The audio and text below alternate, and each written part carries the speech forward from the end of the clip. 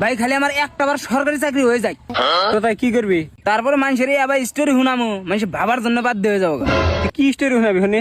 আঙ্গ দাদা ভিড়ি খাইছে হে আগুনের পহরে লেখাপড়া করে আজকে আমি সরকারি চাকরি পাইছি। আই লাভ ইউ রয়েল, আমি তোমাকে ছেড়ে বাঁচব না। কিন্তু আমি তো না রাখি। ও শিট, সরি রাকিব, আমি তোমাকে ছেড়ে বাঁচব না।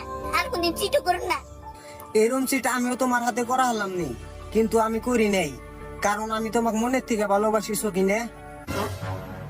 কিন্তু আমি তো না কুসুম। আজকে তোমার চরম পরীক্ষা নিমু। এই পৃথিবীর ভিতরে সব থেকে ভালো মহিলা কারা কে তোমার মা? আর সব থেকে খারাপ মহিলা কারা?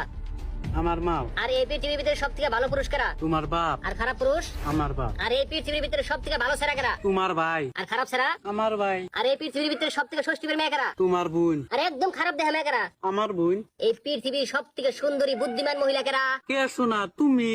আর সব থেকে বুর্বক পুরুষ কারা? আমি। যাই গিয়ে 5 বছরে তা মোটামুটি তোমার কিছু একটা শিখে হাসছি। আচ্ছা তোমার ভিতরে কোনো ট্যালেন্ট নাই? আছে, থাকবো না কে? তাহলে খালি হাউস ওয়াইফ হয়ে থাকলে কাম হবো? তোমার ভিতরে যেটা ট্যালেন্ট আছে ওটাদের টিকে টাকা পয়সা কামাই করো। তোমার যে কথা, সাফা করলে কি কেউ টেহা দেয়? হ্যাঁ একটাই বড় খালি। এই যারা মনে মনে কি কস, আমার কাছে খুলে খুলে কান দিতে থাকা ভাই ভালোবাসা করে ধোকা পাইছি। হ্যাঁ তো তুই কি মনে করছিস স্যালারি পাবি? বাস রক ভাই এই যে লেখাপড়া করলি, লেখাপড়া করে কি পাইলি? কি পাবো টেয়া পাইছি?